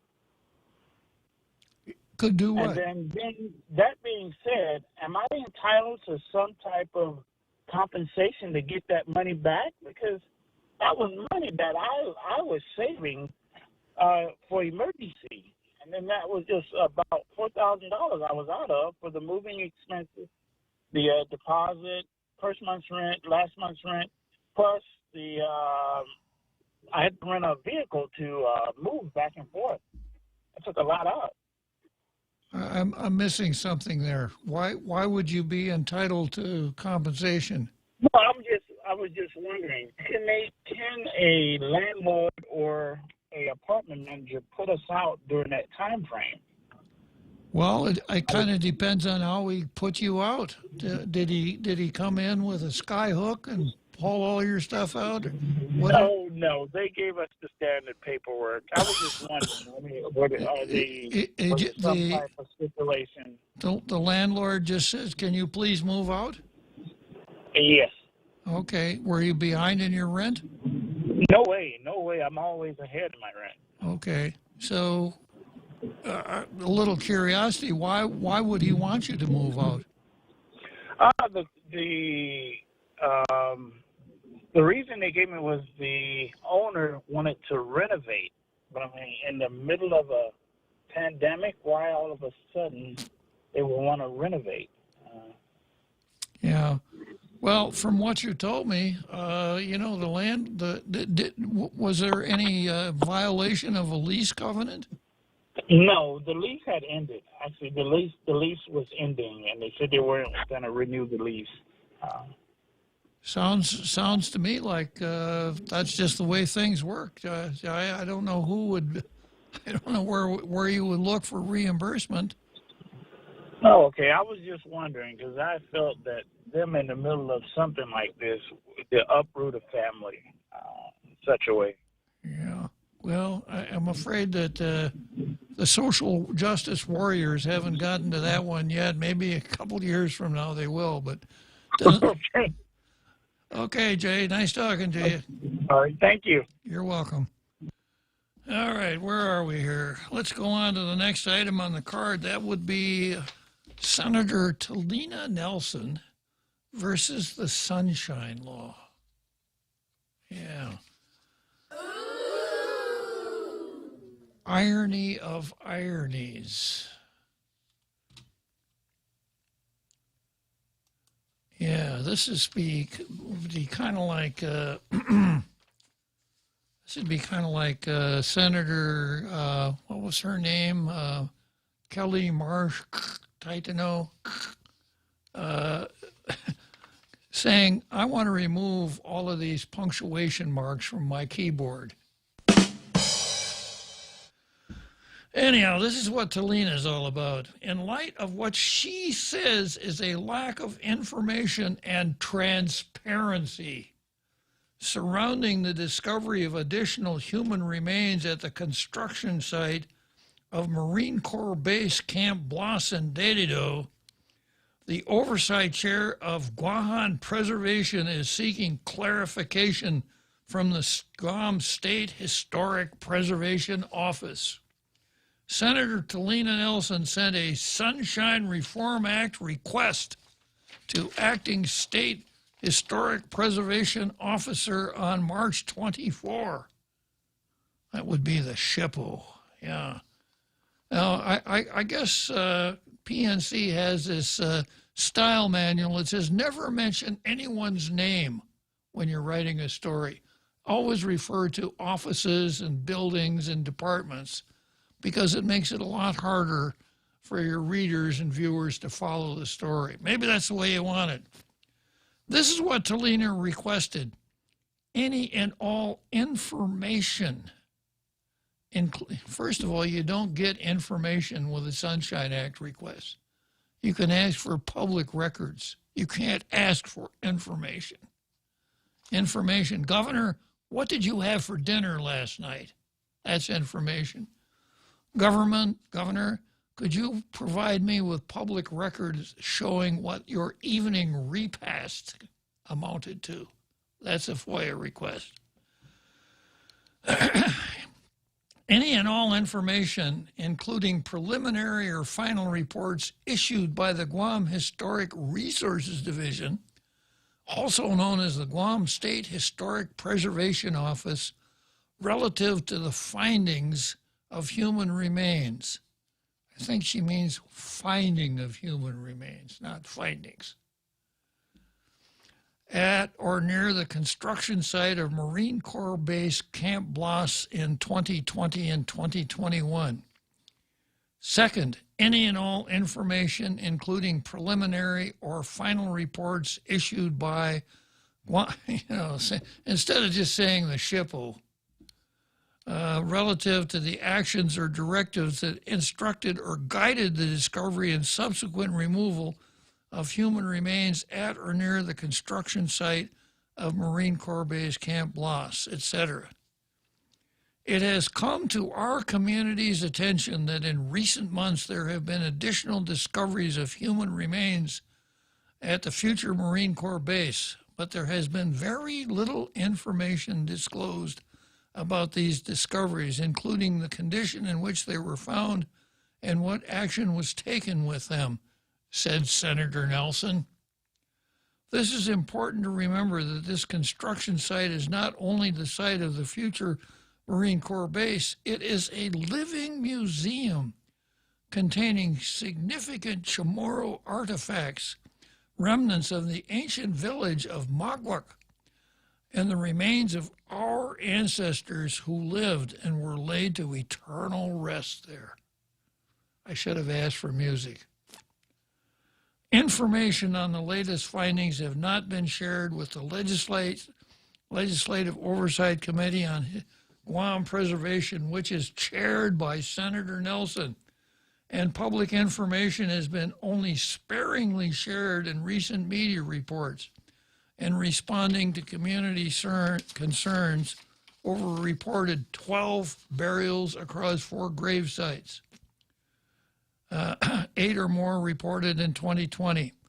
Senator Nelson intends to confirm details. It is questionable that the SHPO defends this non-disclosure of information under the National Historic Preservation Act, which protects information about the location, character, or ownership of historic properties, etc. Nelson said, however, the reality is that Magwak is located within a secure base with restricted access, and our people have historically fought to protect the land it sits on. Yeah, I can remember over the years how many people were out there on Route 3 defending that land. All that Tongan out there, right? As more of our ancestors have been uncovered after centuries of undisturbed peace, it is only proper for our people to engage in our spirit of Amalek and extend our cultural practice of showing respect. So you got your earned media, Senator Nelson, and once again, you were able to fly the I'm a Chamorro flag, but you're the last person I would ever expect to use the Sunshine Law request. But if you're going to use it, you really ought to know how to use it, and I don't think you do. But by way of background here, Senator Nelson, it's been well over a month now, made reference to a 1982 Superior Court case, and Senator Nelson said, based on the ruling in that case, the governor of Guam should have to sign off on certain papers. So I really wanted to see that case, so I sent a Sunshine Law request myself saying, send me that 1980, well, first of all, I just sent an email, send me the 1982 case. And I got a very polite email back the next day. Senator Nelson's office acknowledges receipt of your email. I said, well, okay, maybe they'll just put it in the mail. Come Monday, nothing. So I send a FOIA. The response coming back to my FOIA is, we don't have it. So I sent another FOIA saying, send me whatever public records you have that show that you weren't just trying to fababa the people. So she sends back, she waits 4 days, and on the 4th day, she emails me a copy of the Organic Act. The whole document. Yeah. You know, I mean, she didn't pull a Janella. She didn't print it and scan it and send it back, which is what Janella did Janella did that to the Vigilance Committee. Yeah. No, she just sent a link to the Organic Act. So, you know, where do you get off, Senator Nelson? Obviously, you have nothing but contempt for the process. Now, what she's after is this. Last November, the acting SHPO, a certain Carlotta Leon Guerrero, and the governor and a few others and some military types had a burial out in the Camp Blas area where they reburied some of these remains. And the Protege Latexan gang got their skivvies all bunched up because, oh, you're burying these and you didn't tell us, and our heritage and our on and on and on. They were very upset about it. But Carlotta just wrote back and said, we're not going to tell you because we really don't want to. That was the basis of what she said. So then the next thing that comes along is that they've discovered some more remains in this same area. And Carlotta says, does a news release and says, we can't release these because the National Historic Preservation Act won't allow it. So the news story just ran it, took her at her word, which is always a mistake. I cheated, looked at the statute, and the statute is, if you read the statute, it sees it's something that is for the Secretary of the Interior to enforce. It's not for local GovGuam officials. It's not for the SHPO. So, in other words, Carlotta might just as well have cited the Organic Act because what she cited had nothing to do with anything at all. So, you know, you start out here, Senator Nelson, if you're going to reference something, don't just blow smoke. Know what you're talking about or keep your mouth shut. And when people send you FOIAs, send them real answers. And second, if you're going to use the Sunshine Law, then you ought to be a champion of it, not a scoff law, which is exactly what you are. Okay, so much for that. I'm going to just read something here on Facebook dealing with the ethics block of the program. This is from Maria Espinosa, who says, I agree the ethics director should be a lawyer, but I'm thinking he should be elected. What do you think? This person shouldn't be appointed by any governor, and his position should be for at least 4 years. Frankly, I doubt anyone will want that job, except maybe you, Bob. Well, it's kind of like, nobody else would be that dumb. Bob, would you like the job? Maria is a task force of one. Exactly, yeah.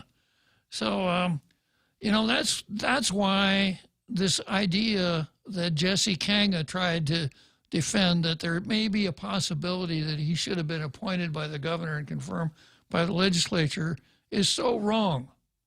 That's the last thing you want. You want to be, this commission should be as far away from the governor as it possibly can be. Okay, I got a couple of folks in the green room here. We'll check and see who we're going to talk to down the home stretch. And needless to say, I've got another Joe. And then I guess when I was doing the editorial from the Post about drive-through inoculations, it must have caused drive-through Jack to wake up. So I suppose he wants to talk about these drive-through inoculations, how to set it up, make sure to schedule it between 4 p.m.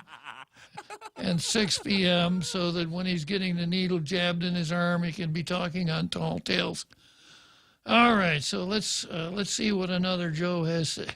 I was going to say see what another Joe wants to talk about, but I already know.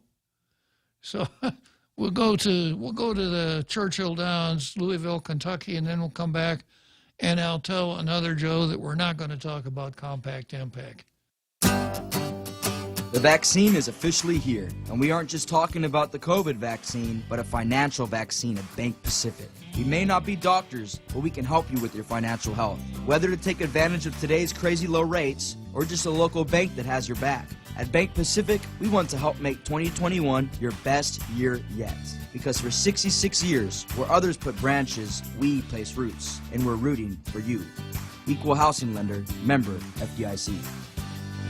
Mezcla Chamorro Fusion Bistro in Tumon is back with all your mezcla favorites, like oxtail kadu, Kahlua pig and cabbage, and Chef Peter's style black stew frittata. Mezcla is ready to welcome back everyone with great service in a safe and friendly environment. Come on down and visit Mezcla Chamorro Fusion Bistro in Tumon, located on the first floor lobby of the Grand Plaza Hotel. Open for lunch from 11 a.m. to 2 p.m. and for dinner from 5:30 p.m. to 9 p.m. Call 969-2652 for reservations. Mezcla, a true taste of Guam.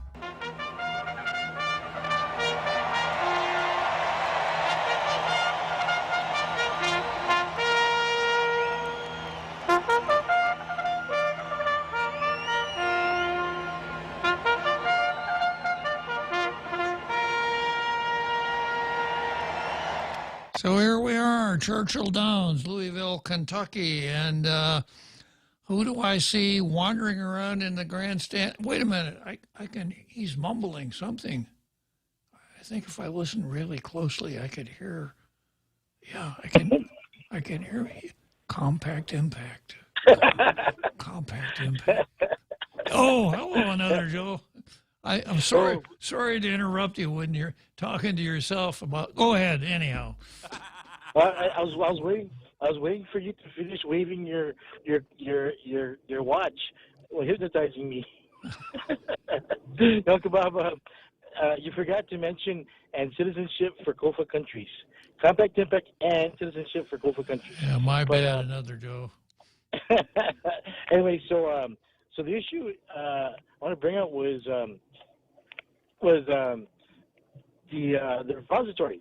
Your caller, well, I don't know, quite a while ago. Clarification here now: is it the repository or the suppository? Yeah, you go. I think you said it was a suppository, but it's supposed to be a repository, right? Yeah. So, okay. So the thing about that is that, see, if you have been paying attention through the years, this goes back to the late 90s, early 2000s, and it's connected to when will they ever restore Agana, the Agana beautification, rebuilding of the legislature building, right? And none of that was going to happen until certain conditions were made, and one of them was building a repository in order to store the artifacts that are in certain places in Agana that they want to rebuild, such as the Department of Administration building that they knocked down. So it's not that simple. Just it was already set aside for to solve the issue of can they even start rebuilding Agana? Can they knock down the Department of Administration building? Can they rebuild the legislature? There's all these things that have to happen first. So, for that matter, we could just take the library, Neves Library, and I think it used to be a naval clinic or hospital. Why don't we just make that a hospital again and make it bigger? I don't know. Does that sound right to you, Kabal? Was it once a clinic or a hospital? It was a naval hospital at one time, but I don't think that there's enough. You'd have to take up that whole block. And I don't know if that would be big enough for a hospital, another Joe. But having a hospital downtown makes a lot of sense. I don't know if it's possible, but it does make a lot of sense. Yeah. But anyway, I just wanted to touch on that and thanks for your time, Kabal. Keep listening. Good talking to you, another Joe. And then we go from another Joe to.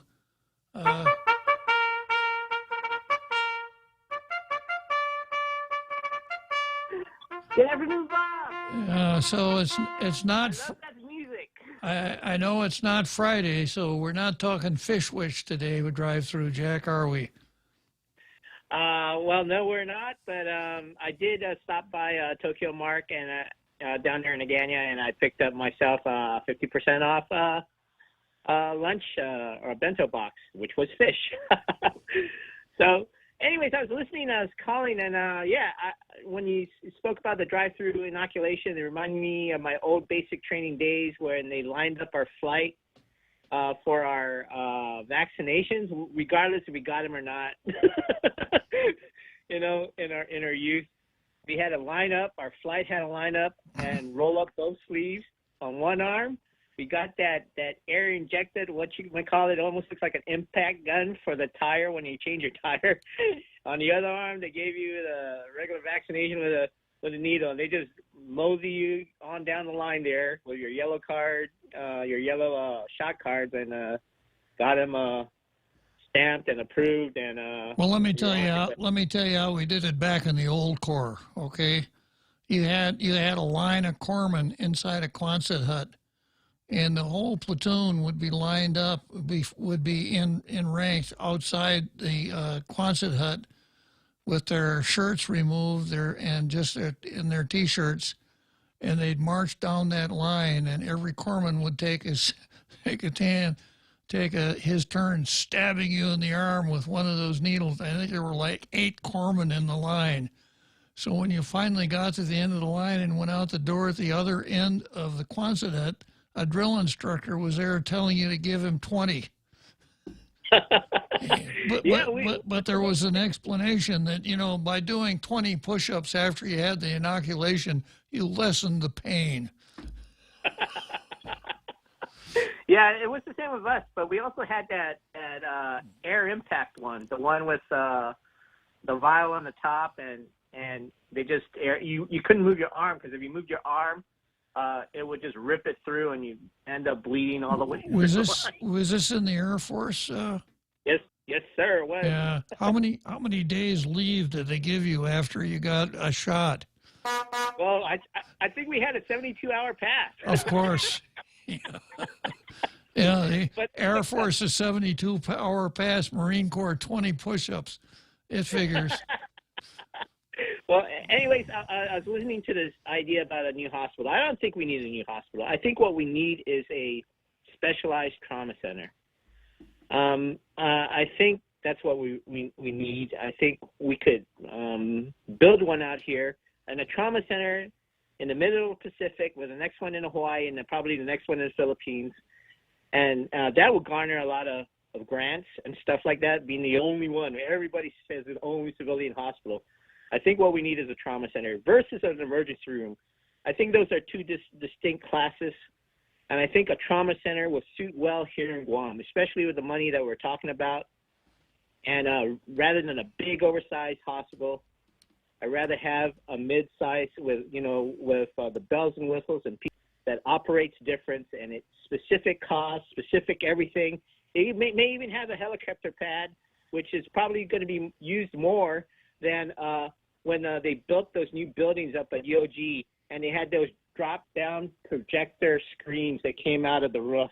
And that was the most amazing thing that they showed us when I did the tour up there when they first opened up.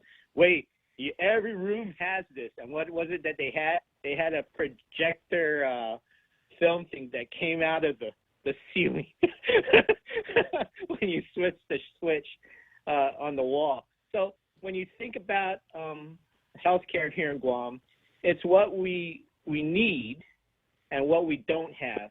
And I think it's time we do build a trauma center here, especially since there's none within thousands of miles of us. And I think that's what we need, is a mid-sized trauma center. I got you. I hear you. You know, I've analyzed my own healthcare situation, and it's pretty good for most things because I have the ability to go to, I got Medicare and health insurance, and I can buy a plane ticket, and I could go to a place like Cedars, if I needed any kind of major surgery or anything like that. But I'll tell you where I'm really not in good shape, as no one on the island is.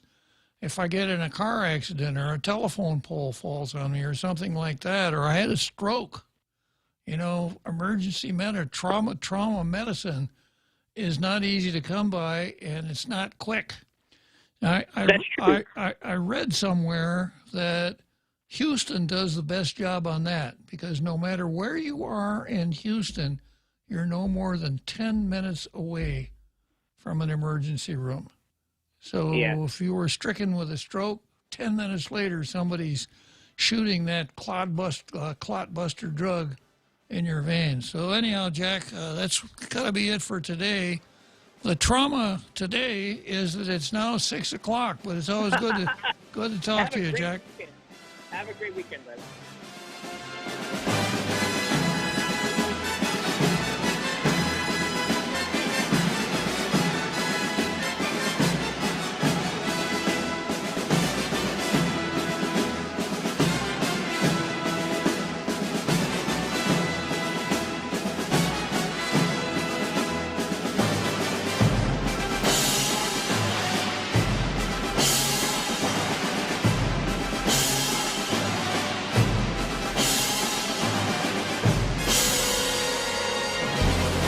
Point is KUSG, Hagåtña, Guam, 93.3 FM and 104.3 HD3.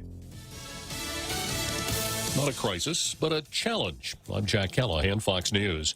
After a meeting of key officials at the White House yesterday, President Biden naming a new point person for what the administration calls an immigration challenge. Vice President Kamala Harris was tabbed to lead the administration's border response. I look forward to engaging in diplomacy to strengthen democracy and the rule of law and ensure shared prosperity in the region. A charge coming just days after she laughed when questioned about when she planned to visit the border. This as a half dozen new intake facilities have sprouted up across the American Southwest, needed to manage the 16,513 unaccompanied children currently in custody. Fox's Kevin Corke, but Arkansas Republican Senator Tom Cotton tells Fox News at Night. It doesn't matter if Kamala Harris or Alejandro Mayorkas at Homeland Security or anyone else is designated by Joe Biden. It's the Biden border crisis because Joe Biden is the one who eliminated the very effective policies and the agreements in place with countries like Mexico and Guatemala that sparked this border crisis. Several Republican senators planning to visit border facilities to try and shed light on the problems there. The Pentagon has agreed to house some migrants at Joint Base Lackland and at Fort Bliss in Texas. 64 days since